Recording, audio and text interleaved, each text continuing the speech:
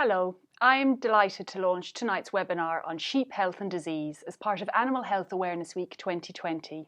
I'd like to welcome everyone who has joined us tonight for this, the second webinar of the week.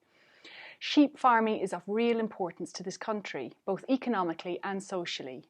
Sheep meat alone was responsible for over €300 million worth of exports in 2019, and sheep farming supports important employment in rural areas. As well as that, sheep farming is part of our heritage and is a valued way of life for many people. I am a sheep farmer myself and I understand many of the challenges. It is a hard, physically demanding, hands-on job, and in many cases farm incomes do not reflect the level of work that goes into that work.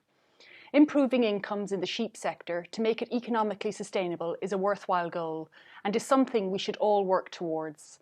And protecting and enhancing farm incomes and livelihoods on family farms is a key objective of this government.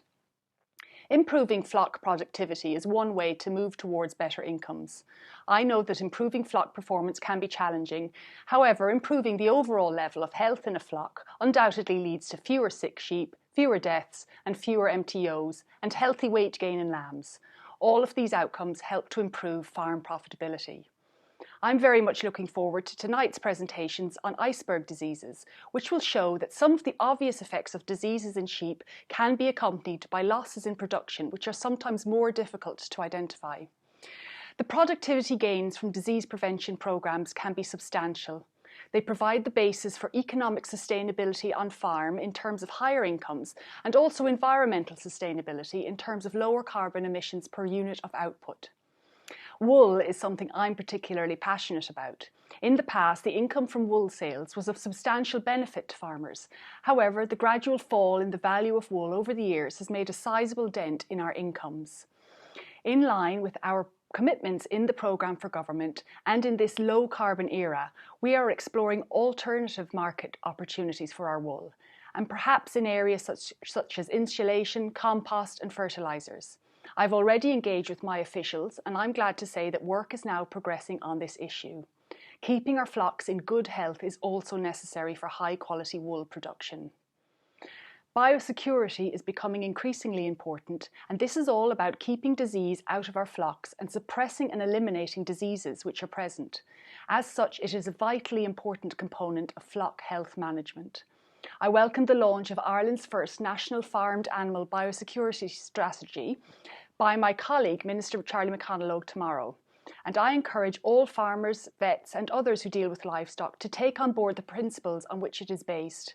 We all need to be collectively proactive in order to protect our livestock. Animal welfare is coming more and more into focus, and high animal welfare standards are something that citizens in Ireland and across Europe increasingly expect. Considering that these citizens are the consumers who buy our products and the taxpayers who fund the Common Agricultural Policy budget, it is something we need to deliver. Good animal welfare goes hand in hand with good animal health. If our animal health status is good, it puts us on the front foot to deliver high standards of animal welfare. However, looking forward to tonight's webinar, we will kick off with a presentation on iceberg diseases in sheep from Phil Stocker, the CEO of the National Sheep Association in the UK. Then we will have two presentations from the Moredun Institute, which is a world leader in research and has contributed substantially to raising standards in sheep farming. And I would like to thank Dr. Chris Cousins and Dr. Craig Watkins for joining us this evening when they will share with us knowledge and experiences of sheep diseases. I also welcome Michael Gottstein from Teagasc, who will focus on productivity in Irish sheep flocks. And last but not least, I welcome Seamus Fagan from my department's Regional Veterinary Laboratory. Seamus will give us an update on what we know about the problems occurring in Irish sheep flocks and what we can learn from the work carried out in the labs. It's clear that we all have a part to play in keeping Ireland's livestock healthy, and I hope you learn lots of useful information throughout this webinar series, which has been organised by my department for Animal Health Awareness Week. So I'd like to thank you again for joining us this evening, and now I'll hand you over to our MC, Damien Barrett. Thank you.